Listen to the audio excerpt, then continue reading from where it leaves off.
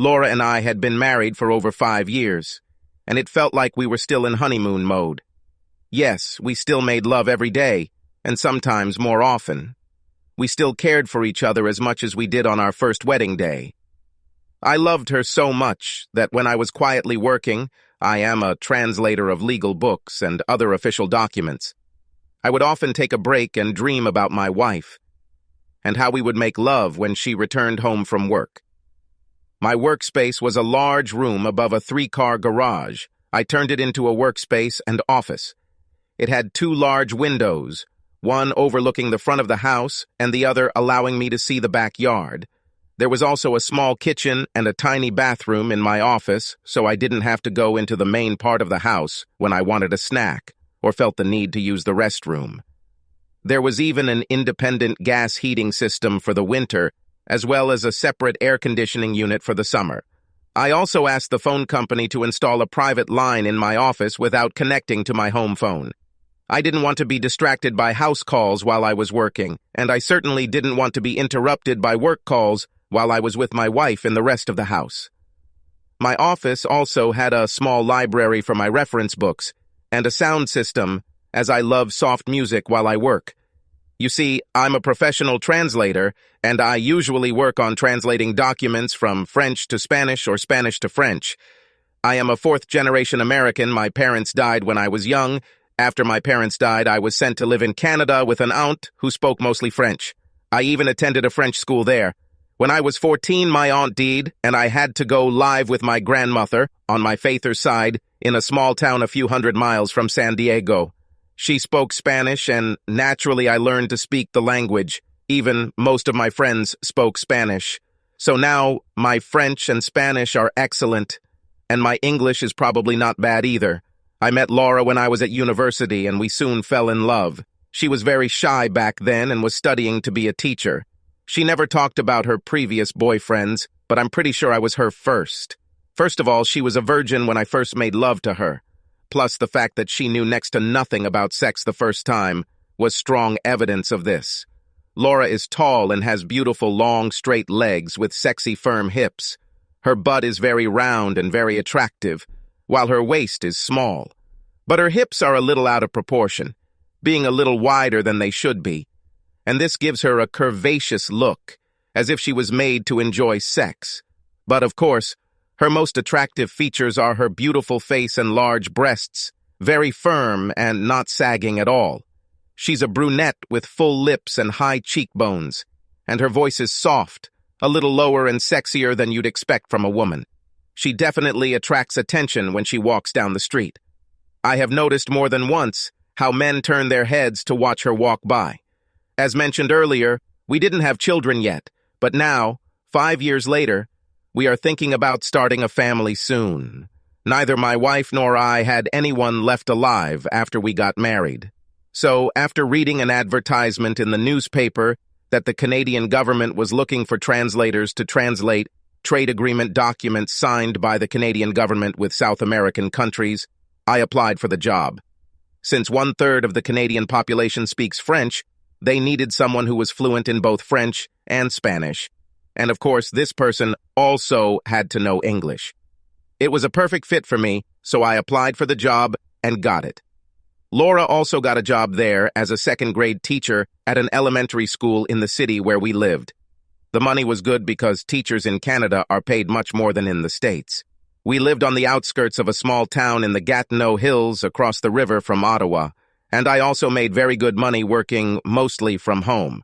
We owned a 200-acre timber tract, planted with huge trees of all kinds. The large house we lived in stood right on the bank of a small river that flows into a large lake. Life was good. I really enjoyed Canada's 4 seasons. In the summer, we went boating and fishing on the lake, and in the winter, when the lake froze, we went on snowmobiles to explore the lake and the hills on the other side. Of course, you could hunt any game there, but I am an animal lover, like my wife, so we never went hunting. My story begins just after our 5th wedding anniversary. It was October and Laura had started a new school year. She was loving her new class, and for some reason, she seemed much happier than usual lately.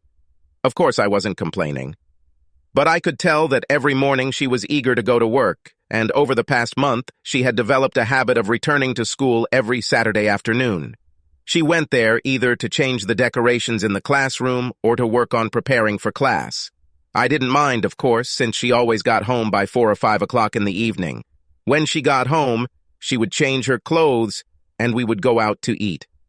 In the evening, we either went dancing or returned home to watch TV and have sex. Yes, life was good. Then one Wednesday evening, after working in the office for about an hour, I went down to the main kitchen of the house to get something to eat from the refrigerator and heard her talking on the phone. I usually didn't pay attention to what she said, but when I clearly heard her say, "Was your wife mad at you, Tom?" I knew she was talking to Tom Higgin, who was also a teacher at her school. Of course, it was nothing special, but as soon as she saw me appear in the kitchen, she told Tom that she had to go and quickly hung up. When I asked her who she was talking to, she said it was Nancy, another teacher, from her school. For the first time in my memory, I realized that she had just lied to me. But why? I spent the rest of the week trying to figure out why she didn't want me to know she was talking to Tom on the phone, and the more I tried to explain it to myself, the more confused I became. The following Saturday afternoon, after she left for school, I even drove there to check if her car was in the parking lot. It was there. Then I went to an electronics store and bought a telephone cord and a phone with a flashing light. In just an hour, I needed to install an additional telephone line from the basement, telephone entrance to my office with a wire running through the garage. When someone in the house was on the line, the light would flash, but my phone would not ring because I had turned it off. I hid the phone in the desk drawer and locked it. So whenever the extension line was in use, I would see the red light flashing on the phone in my desk drawer. Since Laura often came to my office to clean or just talk to me, I didn't want her to hear the home phone ringing and find out that I had installed an extension line in my office. It was Sunday evening the next day, around 8. I had been working in my office for just over 10 minutes. I had left my home phone drawer open when I noticed the light flickering. I immediately picked up the phone and listened. Yes, it was Tom, and it was Laura who called him. They talked about school things for a few minutes, and then suddenly Tom asked her if she was sorry about what happened on Saturday the day before. "I think letting you kiss me was wrong," she continued. "We're both married, and even if it was just a little kiss, we shouldn't have done it, Tom. But I know you enjoyed it as much as I did, Laura. We're both adults. It made me feel like a teenager again. And besides, I've wanted to kiss you since the first day I met you." Laura started laughing at his comment, and I could tell she wasn't mad at him and wasn't sending him all the signals of a woman who wants more, much more. "You're being naughty, Tom. What would Ruth say if she found out you kissed me? We were half an hour late again on our way home. She must have asked you to explain." "No, she wasn't mad at me for being late. She will never know that you and I kiss. Now it is our secret. Besides, Ruth and I kiss a lot, but our love life is very different from what you'd expect from a married couple of 2 years. "What do you mean by this, Tom?" "Well, I know it's hard to believe, but I don't think Ruth will ever be able to have a baby. As you already know, she is just over 5 feet tall and has an almost childlike body. I'm so tall and big that I have to be careful when I try to make love to her. She claims it hurts her. In fact, we have never made love properly before." "Are you kidding?" "I wish I could, but it's true. I'm exceptionally big there, and Ruth is so small. Well, you can imagine how it is, I think. I bet you and Jack don't have that problem." There was a long pause, as neither of them spoke for many seconds. I heard Laura's rapid breathing, and her voice sounded excited. Finally, she asked him, "Are you that big there, Tom?" I was shocked and angry by the minute. My wife was talking on the phone with a married man and asking him about the size of his dignity. "Well, to be frank, I'm above average in this regard, but I'm sure it will suit you perfectly, Laura. If he were standing in front of me, I'm sure I would hit him. How dare he make such a remark to my wife?" Then I was very close to answering him and at the same time making a fool of myself. "Tom Higgin, don't joke like that." She feigned anger, and I could tell it only lasted a few seconds as she continued. Imagine what each of our spouses would say if they heard you talk like that. Once again, there was a long pause in the conversation, and finally Laura changed the subject, and they started talking about school matters again. That evening, we had sex again, but I could tell that seeds of curiosity had begun to sprout in her mind, and I now feared that this curiosity might prompt her to investigate the matter further. To make matters worse, I just didn't know how to stop her from asking herself questions like, what would it be like to experiment? From that day on, I became very anxious, and I suppose it showed a little. My wife even made this remark once when she asked me if something was wrong. How could I tell her that I heard her talking to Tom on the phone? Now, I was pretty sure it was only a matter of time before she cheated on me with him, and I didn't know what to do. However, I knew one thing. I loved my wife deeply and did not want to lose her.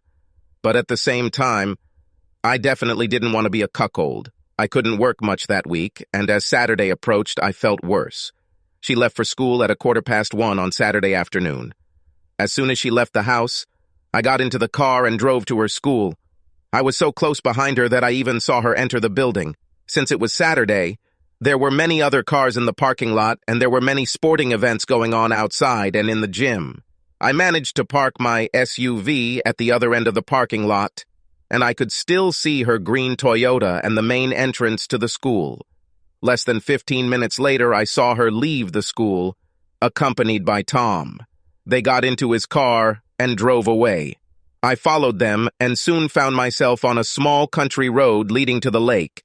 After driving a couple of miles along this road, they turned into the driveway of a small wooden cottage that I assumed belonged to Tom. He definitely didn't take her there to prepare for classes. No, they were going there for sex. I drove past the cottage several times and finally stopped half a mile further on. It is impossible to describe what I felt then. It was as if my whole world had been destroyed. It seemed to me that I had come to the end of my existence. Laura was my whole life, my only reason to live, and now she was with another man. I won't say I didn't shed a few tears that day, because I did. I realized that I did not own her or her body, but I was devastated by the thought that she would allow another man to have sex with her, even though she had promised herself to me on our wedding day. I took this promise seriously, and until then, I thought she would too. When you discover what I just learned, it makes you question your entire value system and ask yourself if you've been a fool all your life, believing in loyalty, love, and everything that comes with it. No matter what anyone says, the most harmful aspect of a cheating partner is not that he had sex with someone else. Rather, you can no longer trust them or anything they say or do. You don't trust them anymore. Throughout your marriage, you thought you were number one in their life, and now that makes you vulnerable and scared. For a few seconds, I felt the urge to get out of the car and walk toward the cottage to see exactly what they were doing through one of the many windows I saw as I drove by. But I guess I already knew the answer, and seeing my wife with another man would be too much for me. So instead, I just drove slowly home, again passing the small wooden cottage where she was with Tom. I knew I needed to think carefully about my next steps, but at that moment, I was in too much pain to plan anything. When Laura entered the house around 5, it was easy to see that she had done something she shouldn't have done. Firstly, it was obvious that she had difficulty walking normally, as she only took short and slow steps. She was also extremely nervous, and more importantly, she just couldn't look me in the eye while I sat at the kitchen table watching her.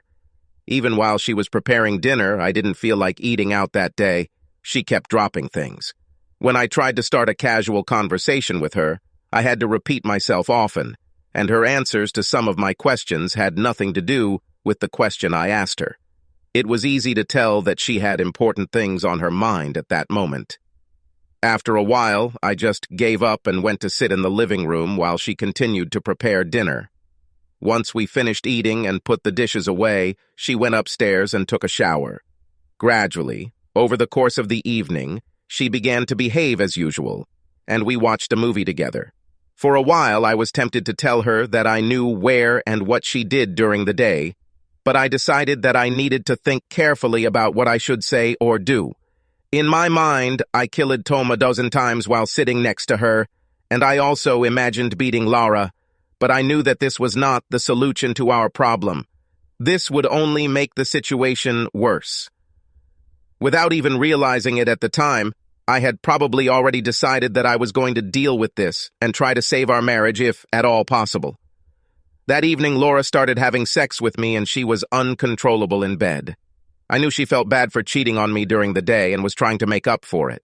Life went on and Laura continued to cheat on me and Tom every Saturday afternoon. I could never find the courage to confront her about her cheating. What's worse is that I didn't try to stop her from meeting him again every Saturday afternoon. I know that most people will say that I am a coward and a weakling for putting up with my wife's infidelity. But I knew that if I let her know that I knew about her relationship with Tom, it was impossible to predict where it would lead. I really loved Laura and wasn't ready for a divorce yet. I truly believed that her connection with Tom would eventually fizzle out and things would gradually return to normal. Of course, I was sad most of the time and I could tell she was worried about me. I guess she really thought I was completely unaware of her affair, and she couldn't understand why I was in such a depressed mood. This continued throughout the winter and until the end of June. Then one evening she told me something that came as a shock to me. Over the previous years, we had often discussed starting a family. She was always the one who wanted to wait a little longer. So, on that fateful evening, when we were sitting on the couch in front of the TV, she suddenly told me, "I have a surprise for you, darling." Her body pressed against mine as we sat on the couch in front of the TV. She held one of my hands with both of hers. For a few seconds, my heart stopped because I really thought she was going to confess her affair with Tom. "What is this?" I guess she mistook the look of shock on my face for fear or even anger. "You'll be so happy, Jack, when you know what I have to say. I did something you'll like. I've stopped taking the pills in the last 2 months, and now I'm pregnant." Having said this, she put her arms around my neck and kissed me before I had a chance to say anything. Saturday afternoon was the last time she saw Tom before the summer holidays started, and I finally decided that we should talk as soon as she got home. I wanted to catch her by surprise when she returned from her sex session. As soon as she walked into the house at 5 o'clock, she kissed me and told me she was going to change into jeans before cooking dinner.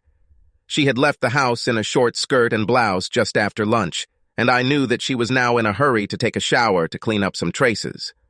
As she began to walk up the stairs to our bedroom, I began to follow her. When she noticed me following her, she became very nervous and asked me if something was wrong. "Yes, dear, something is really wrong. Sit on the bed and we can talk." "What's wrong, Jack? You look so serious. It scares me to see that look in your eyes." Obviously, it was clear to her that she was still completely convinced that I had absolutely no knowledge of her relationship with Tom. After the first few times she met him at his cottage, she probably became very confident in her connection, and any traces of guilt she felt at the beginning had completely disappeared by this point. I'm sure I caught her off guard that day. "You can be sure that something is really wrong. In fact, our marriage depends on what happens here right now."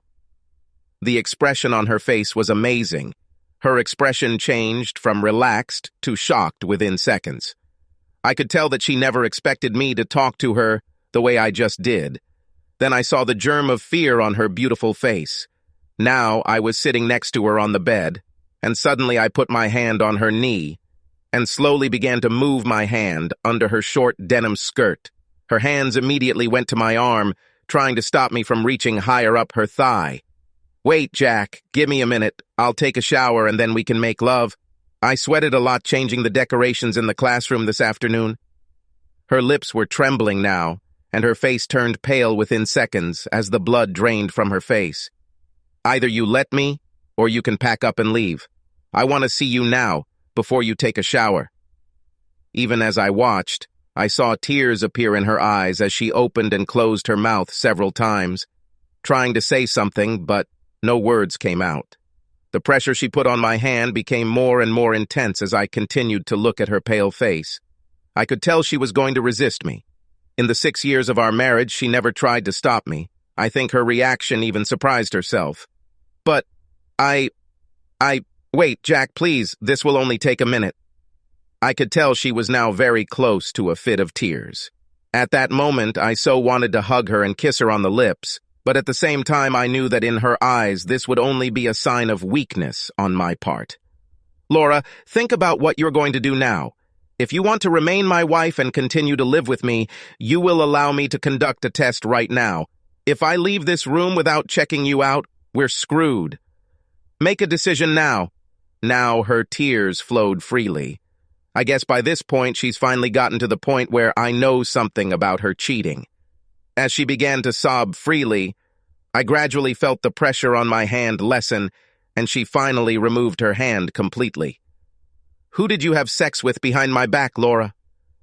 Oh, God, sweetheart, I'm so very sorry. Will you ever forgive me? I don't love him. It was just sex with him. There is no love here. Please believe me. This means nothing. We need to talk. You have a lot of explaining to do, Laura. You must tell me everything and the whole truth. I want to know who he is and how long this has been going on. But the most important thing I want to know is, am I the father of the child you are now carrying? The moment I mentioned the child she was carrying, she began to sob even louder. For the next 15 minutes, I couldn't get a word out of her. Her crying and muttering were constantly interrupted by bouts of moaning. Finally, I went to the bathroom and took a wet towel, which I placed on her forehead after wiping her face with it. I sat down next to her on the bed and continued asking her questions. Who is he, Laura? He is Tom Higgin. How long has this been going on? Don't lie to me, because if I find out you did this, we're done. She looked at me with pleading eyes. I saw tears and pain in them, but I had to force her to tell me, although I already knew the answer. Her telling me the details of her affair was one way for me to make her feel guilty about her cheating, and while I certainly didn't want to hurt her physically, I wanted to hurt her just as much as she did it to me. It started a while ago, dear. It doesn't mean anything, it's just something that happened. There was no love there. When did it start? It was the beginning of, November. And today is the end of June. You've been cheating on me for 8 months now, and you're 3 months pregnant. Is he the father of the child you're carrying? Tell me, I want to know now. The moans, mutterings, tears, and excuses told me how sorry she was. But finally, she answered me. I don't know, Jack. It could be either him or you. I just don't know. Okay, it's all over now. I didn't know either, and he certainly didn't know, and Laura also didn't know who the father of the child she was carrying might be. I felt deceived and very angry with her, but I still loved her and wanted to stay married to her. But at the same time, I wanted her to suffer for cheating on me. Well, I want you to tell me how it all started, and I need all the details, and then I will decide what to do. You have to tell me everything. Do you understand? I will not tolerate any deviation from the truth. Jack, I love you so much. This has nothing to do with you or us. Please try to understand that this just happened. These are events that are outside of our marriage and have nothing to do with you or my love. It's pointless, Laura. How can you cheat on me and cuckold me? Have nothing to do with me. The more she described her affair with Tom, the easier it became for her to tell me what she had done to him. I learned a lot of details that I probably didn't want to know. When I asked her how many times they had sex when they met every Saturday, she said it usually happened 3 times. Why do you make such a big deal about it, Jack? I told you there was no love between me and Tom. It was just pure sex. You're the only one I'll ever love. Jack, tell me, Laura, how would you react if I was the one who cheated on you with another woman? Even if I told you when I returned home to you that I don't love this woman, how would you react? I could tell she didn't like hearing what I just said. She shook her head 6 times, looking at me with pleading eyes. When she tried to say something, no words came out of her mouth. Well, Laura, now you can understand how I feel about your betrayal. After that first time with him, which you said was out of curiosity on your part, you accidentally slept with him again and again. How many dozens of times have you done this? Will you ever forgive me, Jake? I promise you that I will never talk to him again.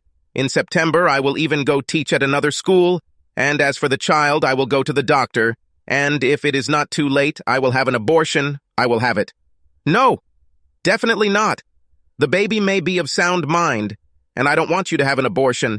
And even then, you're 3 months pregnant, Laura. It's too late for that now.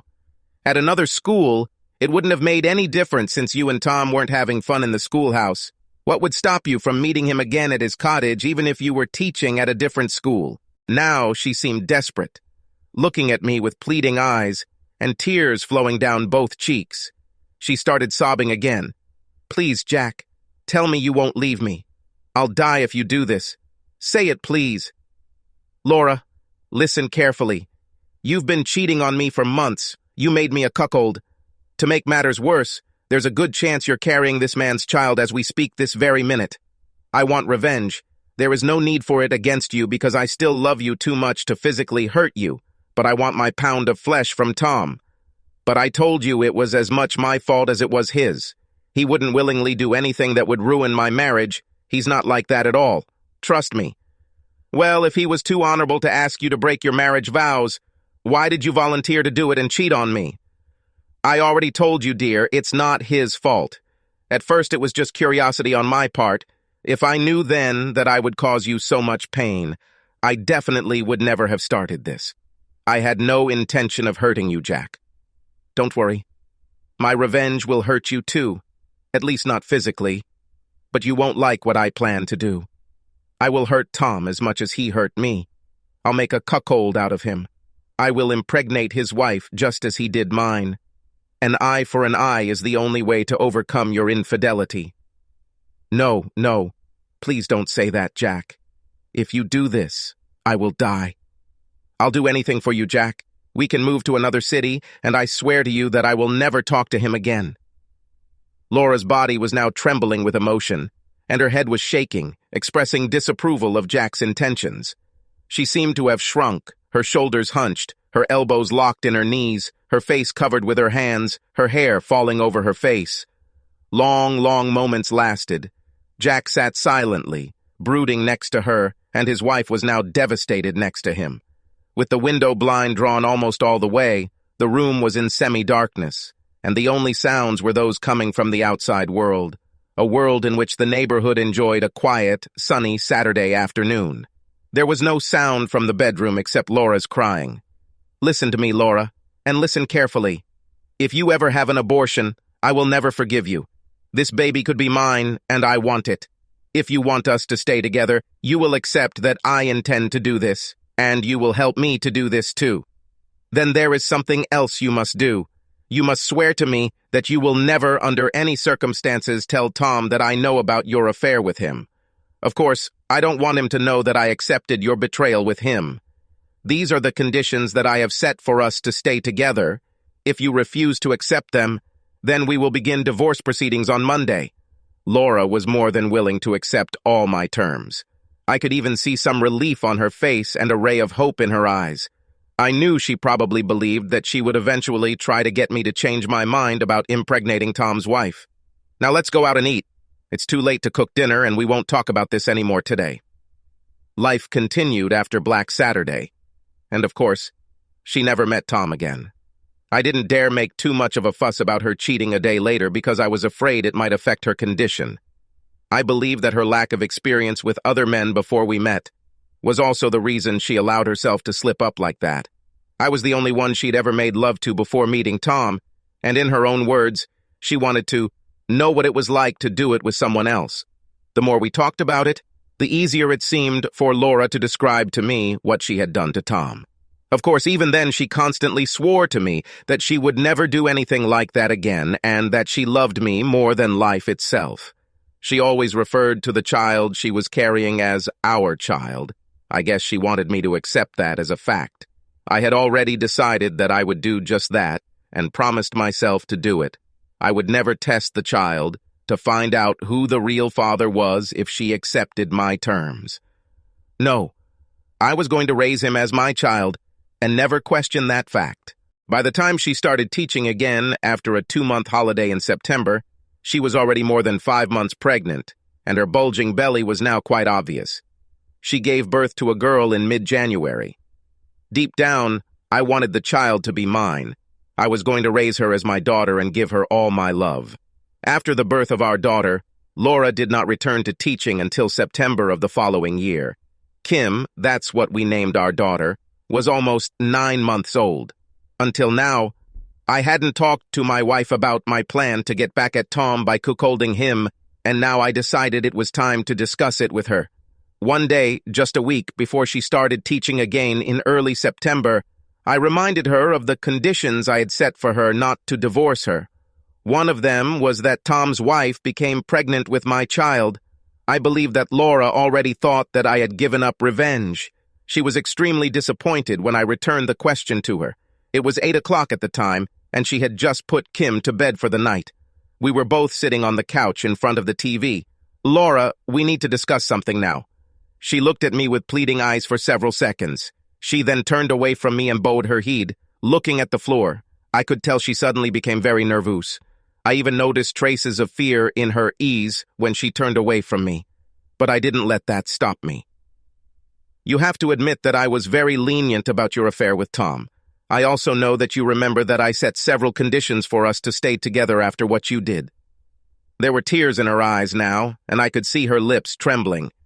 I paused for a few seconds to give her time to absorb what I had just said, but before I could continue, she cut me off with tears and sobs and began to mumble. "Jack, please. I've never been with Tom since. I don't even talk to him at school. Let's forget all this. We are so happy with Kim now. Why change anything?" "No way, darling. I have a score to settle with him, remember? One of the conditions of our being together was that I was going to cuckold him and impregnate his wife, remember? I still want it, and it will happen. If you help me, it will be easier for both of us. But if you try to stop me, you know what will happen." I made that clear to her when she admitted that she cuckolded me over a year ago.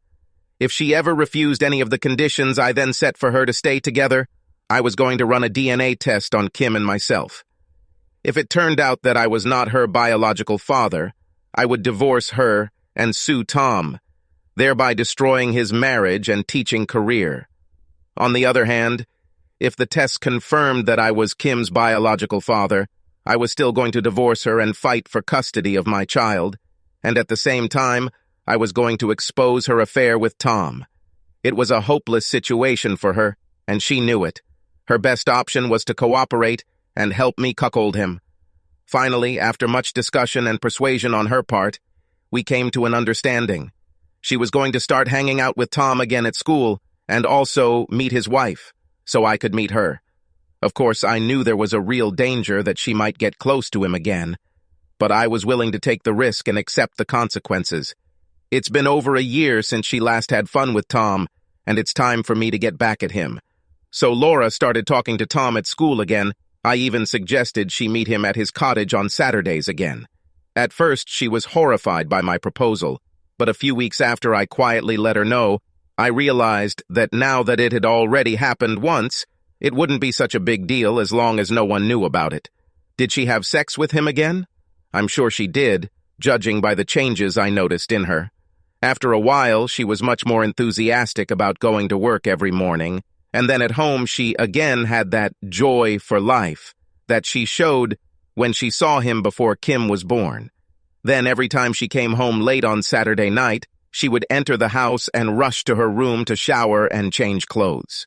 I never got around to asking her whether she was with him at the time or not, since there seemed to be an unspoken agreement between us that I would not ask her questions about her affairs on a Saturday afternoon. But after a few months, I managed to meet him, and after that, the four of us started going out to eat together almost every Saturday night. When I first met Tom's wife, Ruth, I was impressed. She really was a petite woman with short black hair. She looked more like Tom's daughter than his wife. She was barely more than 5 feet tall, with a very beautiful, childish face.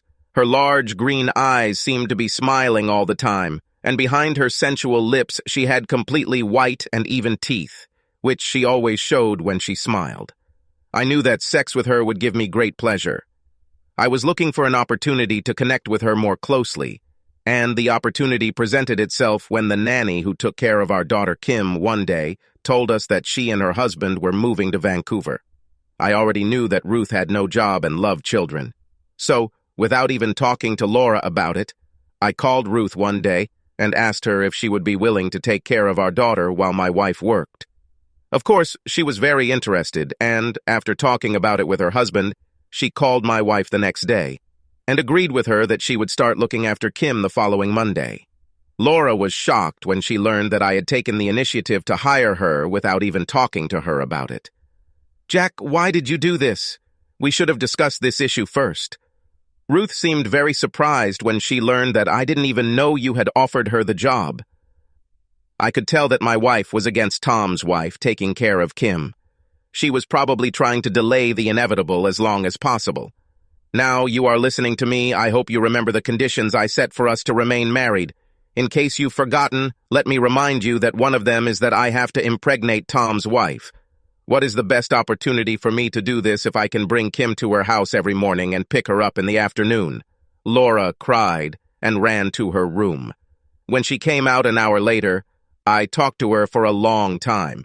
She eventually agreed that she would not try to stop me from doing what I felt I needed to do so that we could continue our life together. A day later, my intention to bring Ruth back into the family circle was no longer discussed with Laura. I guess she just accepted the fact that it was going to happen and must have decided it would be better for both of us if she just pretended it wouldn't happen. Every morning, as soon as Laura left for school, I started getting Kim ready so she could stay with Ruth until 4 when I picked her up. Laura continued to work at school every Saturday afternoon. I know she did go to Tom's cottage on these occasions as I visited her a couple of times and saw her get into Tom's car just a few minutes after she arrived at school. She became very devoted to me, and I knew that while she and I were making love, she was simply seducing Tom for pleasure. Gradually, I began to spend more and more time with Ruth when I went to her house to drop Kim off. At first, I could tell that she was uncomfortable with me staying at her house for 15 minutes to talk to her. But as time went on, it became obvious to me that she enjoyed our daily conversation. Soon I was staying at her house talking to her for an hour or more, and gradually she started telling me about her problem with Tom. She once told me that she would probably never be able to have a child of her own. "Why is it, Ruth? You're a healthy woman, and as far as I know, Tom is fine. So why are you so sure of this?" "It's not our health problem, Jack." Of course, I knew exactly what she was up against, but I pretended it wasn't so. I wanted her to tell it herself, so that it would be easier for us to communicate with each other in this conversation.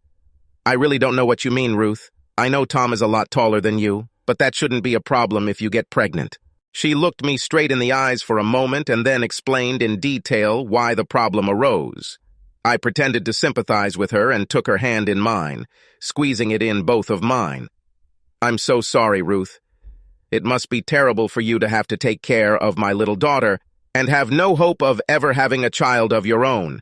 But you know there are other methods of impregnating you. Why don't you try them?" "I know there are other means, but they are all expensive. With Tom's salary, this is not enough. So I decided to take care of your daughter. I save everything I earn until I have enough for in vitro fertilization." She had tears in her eyes now, and it was easy for me to hold her head to my chest and let her cry while I gently rubbed the back of her head. As the days and weeks passed, Ruth and I became very good friends, and I learned that her husband Tom often talked about my wife. She was even afraid that he was falling in love with her. I also learned that he went to school most Saturday afternoons to study for class and came home just a few minutes before dinner. Of course, I didn't tell her that Laura did the same and that they then had fun at the dasha, but with my tacit consent. The more I talked to Ruth, the more I liked her. She read widely and was well informed about politics. I could tell by the way she took care of Kim that she loved children, so one day in November, I attacked her. She had just put Kim to bed in the morning, and I was still in her house, sitting at the kitchen table, drinking the coffee she had made for me. When she left the room where Kim was sleeping, I asked her to come and sit in front of me at the table. "Listen, Ruth, we've been friends for many months now, and as you can probably tell, I find it very easy to talk to you. If I'm not mistaken, I think you like talking to me, too." She had a look of surprise on her face and was a little nervous sitting in front of me, but I moved on. I know that you would really like to have your own child, and from what you told me, Tom will never be able to impregnate you. I have an offer. You can accept it or reject it, but after that, I make this offer to you, and I want us to remain friends, no matter what you decide." Having said this, I reached for one of her hands and squeezed it tightly, with both open palms. "You don't have to make a decision today, but I want you to think about what I'm going to offer you." I paused for a few seconds while we both looked into each other's eyes. I think at that moment she began to understand what I was going to tell her. "I think I'm falling in love with you, and there's nothing that would please me more than getting you pregnant with our child. Before you answer, let me tell you that Tom never needs to know about the paternity of your child, and if you want me to stop making love to you as soon as you discover you are pregnant." I pause again to let my proposal sink into her brain. At this point, I was a little worried because she had such a strange expression on her face. I could even sense the fear in her expression. "Jack, but we're both married. This could destroy both of our marriages. No one should know, Ruth, but you and me. We both know that this is your only chance to become a mother, and your pregnancy will have the opposite effect on your marriage. This will probably save him." I could almost see the wheels turning in her head as she continued to look at me with that serious expression on her face. Still holding her hand between mine, I stood up and stood next to her as she sat and looked at the top of the table. I knew this was the moment for a breakthrough or victory, and I made my move. Holding her hand with my left hand, I placed my right hand on the back of her head and began stroking her soft skin just below her hairline at the back. She didn't try to stop me, and I knew I had won. That day we made love on the couch. The first time I squeezed her bare breasts in my hands, it was a big shock to me. I expected them to be very small, but to my great surprise and joy, they were the breasts of a woman, not a young girl. From that day on, it became a regular exercise for us. We had fun almost every day, and 2 months after we started having sex with her, she became pregnant. Of course, Tom, believing that he was the father, was overjoyed at her condition, and the 4 of us were now 2 happily married couples, each with a family to raise. 9 months later, Ruth gave birth to a healthy baby girl. Subscribe to our channel so that your second chaff doesn't cheat on you, and go ahead and listen to the next story, because this story is nothing compared to the next one. If you're under 18, don't even think about listening to the next one.